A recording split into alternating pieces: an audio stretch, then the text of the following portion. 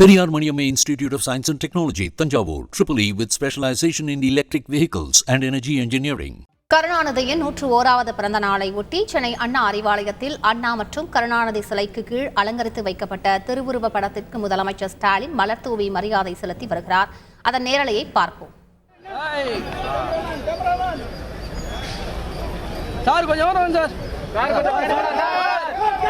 ஐயா நீ வச்சுயா. சார் கொஞ்சம் சார்.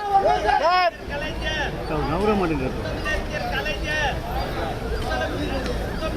டா டா. Sir sir.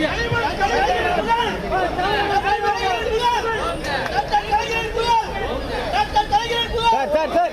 Sir one more sir. பா பேடு பா புளையப்ப. டேய் மதனே.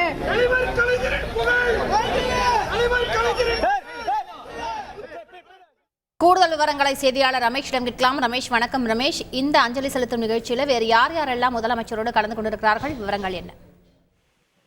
திமுகவின் தலைமை அலுவலகமான அண்ணா அறிவாலயத்தில் முன்னாள் முதல்வர் கருணாநிதியின் புகைப்படத்திற்கு திமுக தலைவரும் முதலமைச்சருமான திரு மு க ஸ்டாலின் மலர் தூவி மரியாதை செலுத்தி வருகிறார்.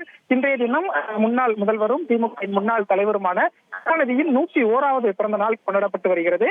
அரசின் சார்பிலும் கட்சி சார்பிலும் ஒருங்கிணைக்கப்பட்டுள்ள பல்வேறு நிகழ்ச்சியில் முதலமைச்சர் மு க ஸ்டாலின் பங்கேற்று வருகிறார். அந்த வகையில் ஏற்கனவே கோபாலபுரம் இல்லம், மெரினாவில் இருக்கக்கூடிய நினைவிடம், கோடம்பாக்கம் புரசொலி அலுவலகம் என்று பல்வேறு இடங்களுக்கு சென்றிருந்த முதலமைச்சர் மு க ஸ்டாலின் இப்போது திமுகவின் தலைமை அலுவலகமான அண்ணா அறிவாலயத்தில் முன்னாள் முதல்வர்கள் அண்ணா மற்றும் கருணாநிதி சிலைக்கு அருகில் அலங்கரித்து வைக்கப்பட்டிருக்கக்கூடிய முன்னாள் முதல்வர் கருணாநிதியின் புகைப்படத்திற்கு மலர் தூவி மரியாதை செலுத்தி வருகிறார். திமுகவின் அமைப்பு செயலாளர் RS பாரதி உள்ளிட்ட திமுகவின் முக்கிய நிர்வாகிகள் உடன் இருக்கிறார்கள்.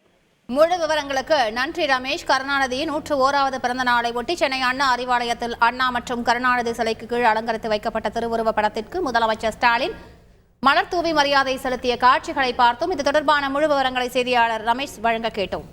Periyar Maniamma Institute of Science and Technology, Tanjavur, EEE with specialization in electric vehicles and energy engineering.